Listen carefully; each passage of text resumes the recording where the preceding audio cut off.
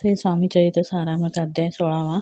श्री गणेशाय नमः. भक्तजन तारत यती रूपे श्री दत्त भूहरी प्रकट होत अक्कलकोटी वास केला. जे जे झाले त्यांचे भक्त त्यात श्रेष्ठ स्वामी सुत एकदा त्यांचे चरित्र महादोष जातील प्रसिद्ध मुंबई शहरात हरिभाऊ नामे विख्यात नांदे होते. नांदेडला निर्वाह करीत नोकरीने कोकण प्रांती राजापूर तालुक्यात इटिया गाव सुंदर हरिभाऊ तेथे राहणार जात मराठी त्यांची ते खोत्या गावचे होते. संपन्न पूर्वीचे त्याच गावी त्यांचे माताबंधू राहते. मुंबईत त्यांचे मित्र ब्राह्मण उपनाव पंडित ते करता व्यापार त्यात तोटा आला त्यांची. एके समयी पंडितांनी स्वामी कीर्ती ऐकली आणि तेव्हा भाव धरुणी म्हणी नवस केला. स्वामी ते जरी 8 दिवसात मी होईन कर्जमुक्त तरी दर्शनात वरी अक्कलकोटी येईन. हरिभाऊ आणि त्यांचे मित्र अफूचा व्यापार करता त्यात आपण नुकसान सत्य येईल असे वाटले. त्यांनी काढली एक युक्ती. बोलावणी पंडिताप्रती सर्व वर्तमान त्या सांगती म्हणते काय करावे हे नुकसान भरावे द्यावे नाही. आम्हापाशी फेर्याद होता अपृष्य भट्टा लागेल आमच्या. तेव्हा पंडित बोलले मलाही कर्ज काही झाले येईल माझी दिवाळी यात संशय असे ना तुम्ही हव्या कर्जमुक्त असे करावे. युक्ती एक तुमचा होऊन मी मालक लिहून देतो पेढीवरी. अफूचा भाव वाढला व्यापारात नफा झाला हे सांगाव्या पंडिताला मारवाडी आला आनंदे.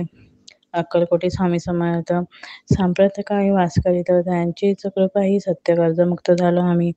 गजानन हरिभाऊ पंडित त्रिवर्ग अक्कलकोटी जात समर्थाचे दर्शन घेत पूजन करीत भक्तीने तेव्हा समर्थ त्यांचे शिवराम मारुती अशी नामे दिसली त्रिवर्गाशी. अनेक मंत्र ते दिसले.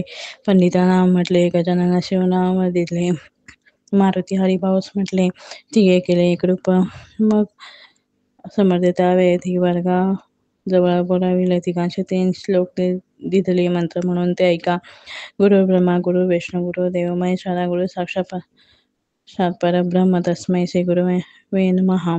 ऐसा मंत्र हरिभाऊ ते दिला असे समर्थ तेव्हा त्यांच्या आनंद ते पारावार नसायची.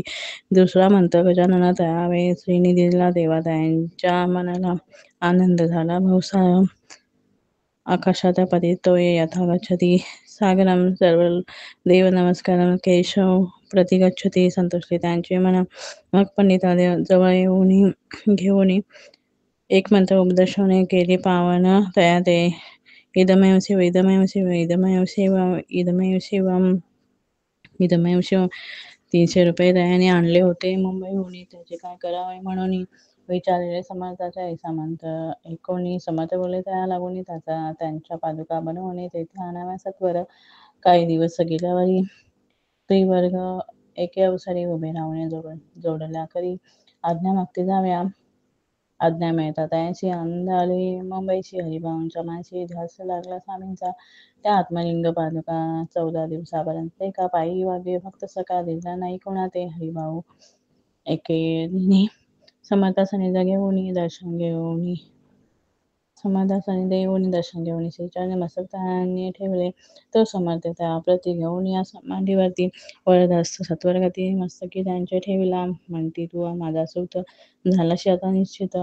परिधान करी भगवे मस्तक संसार देई सोडून. मग छाटी कपणी झोळी समर्थे तयाशी दिसली. ती घेऊन त्यावेळी परिधान केले सत्वर.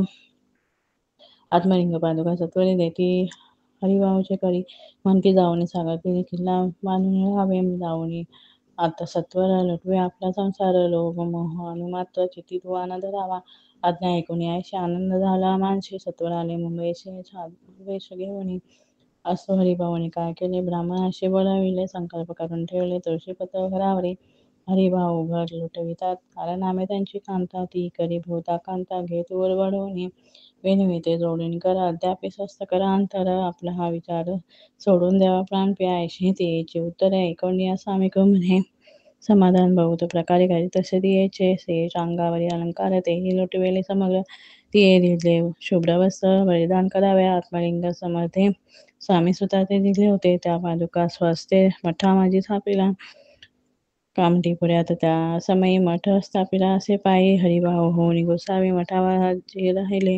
इति श्री स्वामी चरित्र सारामृत नाना प्राकृत कथा संबंध सदा भाविक भक्त परिसोत षोडशोऽध्याय गोड हा शिरस्సు शुभम भवतु.